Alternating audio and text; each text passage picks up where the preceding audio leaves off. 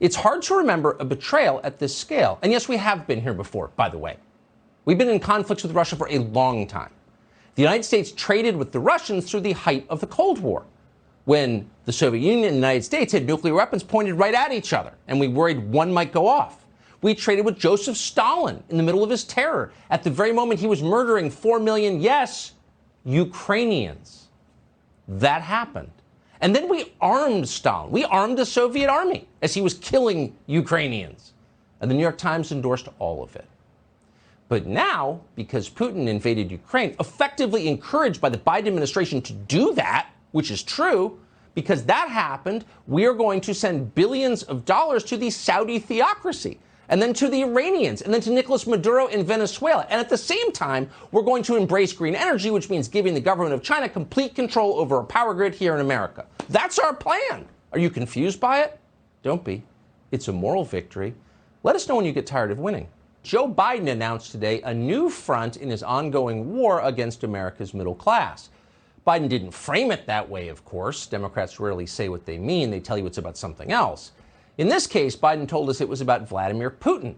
Biden explained that we're going to hurt Putin by making it illegal for Americans to buy Russian energy. This, he said, will amount to a massive moral victory for us. We're going to feel great about ourselves. And at the same time, it will be a crushing defeat for the Russians, who, of course, deserve it. So it was one of those rare occasions when we could see the good guys win and the bad guys lose. Hooray! Around Washington, you could almost hear the feverish applause as Biden finished speaking. Every constituency loved it. The media agreed that Joe Biden had never seemed more presidential. Democratic officials seemed deeply relieved. For once, they could talk about something other than COVID and the southern border. They'd rather be on offense than defense. Republican leaders, meanwhile, seemed happiest of all. They barked like seals. Finally, a chance to sound tough and decisive without making CNN angry. Thank you, Joe Biden. We can all be John McCain now. You rarely see unity like this in a city as divided as Washington. The unity was so heady, in fact, so delightful and intoxicating, that no one remembered to ask the most basic question. Why exactly are we doing this? What's the point? Is the point to bankrupt Vladimir Putin? That might be worth doing, but this won't do it. Putin already has ready markets around the world for his oil, starting in China, in India, and Turkey. So that's not going to work. Maybe the point is to force Russian troops to withdraw from Ukraine. That would definitely be worth doing. But no, that's not the point either. Joe Biden will typically say absolutely anything, but even Joe Biden didn't claim today that sanctioning Russian oil will end the war in Ukraine, because it won't. So who exactly are these sanctions aimed at? Think about it. If you want to identify the target of a penalty, consider who's going to suffer most from it. And in this case, the answer could not be clearer. It's middle-income Americans.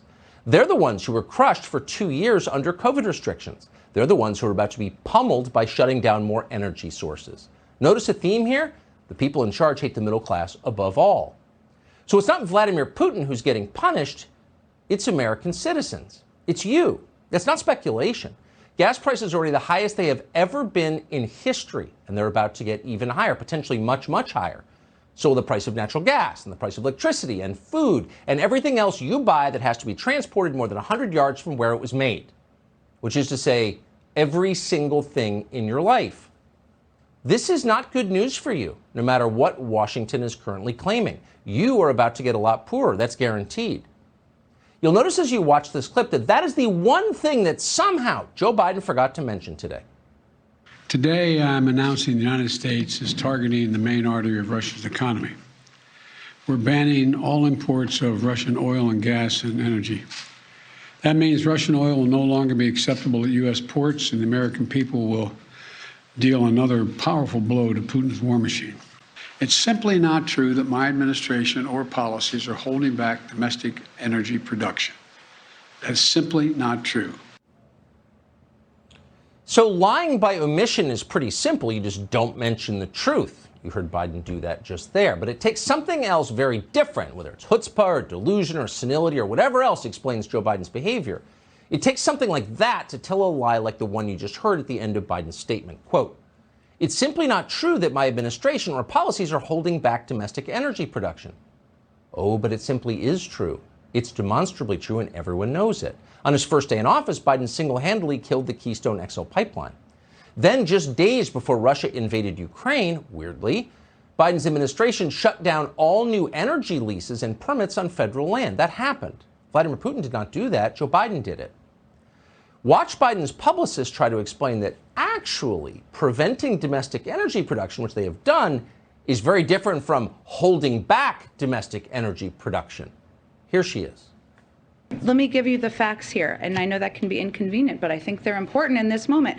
To the contrary, we have been clear that in the short-term supply must keep up with the demand.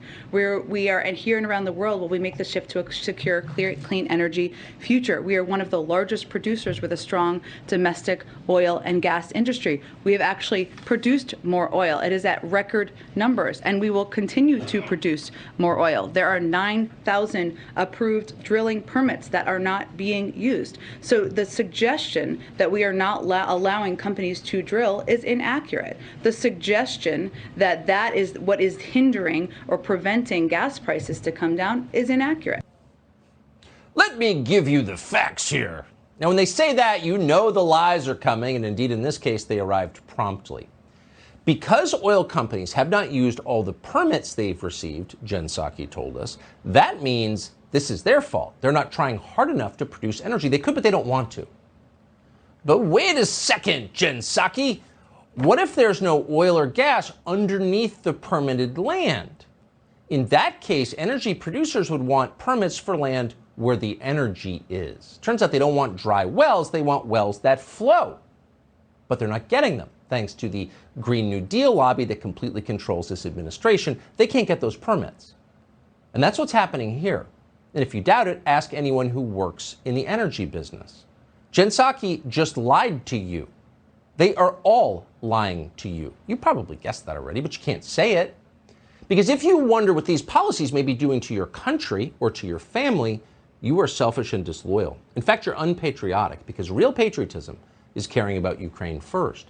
And by the way, caring about Ukraine means prolonging a bloody war in Ukraine until the entire country of Ukraine has been destroyed and millions of Ukrainians are refugees. We know we can do it because we did it in Iraq. We can do it in Ukraine. That's patriotism. Once you spell it out, it all sounds kind of complicated. So we're going to hand it over to our late-night moral leader, Stephen Colbert, to explain. Today, the average gas price in America hit an all-time record high of over $4 per gallon. Okay, that stings, but a clean conscience is worth $1 or $2. I'm willing to pay. It's important. Right. It's important. I'm willing to pay $4 a gallon. Hell, I'll pay $15 a gallon because I drive a Tesla. Well, it turns out a guy who makes $16 million a year is willing to pay a little more for gas if that's the right thing to do. He's willing to make that sacrifice because that's the kind of caring, decent man Stephen Colbert is. Now, what's true is you just heard that he doesn't actually use gasoline. He drives a $150,000 electric car. But he will do it anyway. He's the kind of man who will take you out to dinner and let you pay. And at the end, he'll let you leave a big tip because he cares about the server. Sometimes, as Stephen Colbert reminds us, life is about making tough moral choices. And that's especially true now. If at the end of this project, this protracted exercise in social reorganization achieved through COVID plus a war with Russia, if at that point, whenever it is, we no longer have a self-sufficient middle class, if people who make under $100,000 a year are more desperate and demoralized and dependent on government than they've ever been, if the only Americans who remain truly free at that point are the oligarchs, well, at least we can say we helped democracy. When Mark Zuckerberg controls everything in America, you will know it's a truly democratic system. Justin Trudeau understands this. He ran over members of his middle class with horses because that's what it took to preserve democracy in Canada. And then he went farther. He seized truckers' bank accounts. And then he shut down a coffee shop that served people who didn't vote for him. That's what democracy looks like. Elizabeth Warren was excited when she saw this kind of democracy at work. Warren knows that if we're going to preserve democracy in America, if we're going to fight Russia, then Elizabeth Warren is going to need fingertip control of your family's finances now and always. And by the way, don't try and hide anything from Elizabeth Warren, say in cryptocurrency, because if you do, Elizabeth Warren will know you are working for Vladimir Putin. As I mentioned earlier, we're going after two things, trying to squeeze the Russian economy and also trying to squeeze those oligarchs, right? The The problem is we're doing that only through the formal banking system. And we're doing a good job on that, and that is very effective. It's historic. I'm 100% behind it. But there's a hole in the dike here, and the hole is crypto. In other words, you got to pick it, crypto. If you want to continue to trade and provide the trading platforms and so on in the wallets, you can do business in Russia or you can do business in the United States, but you can't do business in both. Here's an idea. Let's keep dumb people and crazed partisan demagogues away from our financial system and our power grid. They can keep the sociology department, have fun, but why don't you stay away from the fundamentals that keep the country running? How's that sound? That was the arrangement for decades, but no longer. You must submit to total personal control by irresponsible lunatics like Elizabeth Warren, or you can serve Russia. As she put it, quote, you can't do business in both. And by the way, you better not complain about this. Good Americans love higher gas prices. They love suffering for a cause they don't understand. CNN looked into it, and that's what they found. Watch. Turns out, Americans are delighted to be poor and helpless. They love it because poverty means holding Russia accountable. Not Putin's poverty. That's not going to happen. Your poverty. Well, how exactly does your poverty hold Putin accountable? CNN didn't ask that question.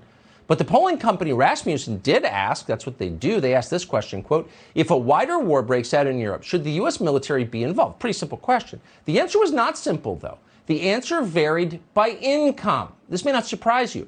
The people who actually fight our wars, the people making under 30 grand a year, were overwhelmingly opposed to this war. Only 37% of them supported military action. And then it changed going up. The richer and more cut off from physical reality people got, the more ardently they supported war with Russia. And it turns out that's the subset you see. Those are the people on television, the people with fake jobs and inherited money. They're totally for it. And they're for it because they're going to pay no cost, but they'll still get to feel virtuous about promoting it. Then they'll tune into Stephen Colbert at night with a clean heart. As for the Americans who will do the actual fighting and then the suffering here at home, they don't count. Because in a democracy, you can safely ignore the middle class. And so our leaders are doing that. Watch. But the truth is, we should be thinking about the fact that when Americans go to fill up their cars, that they should think about sticking it to Putin.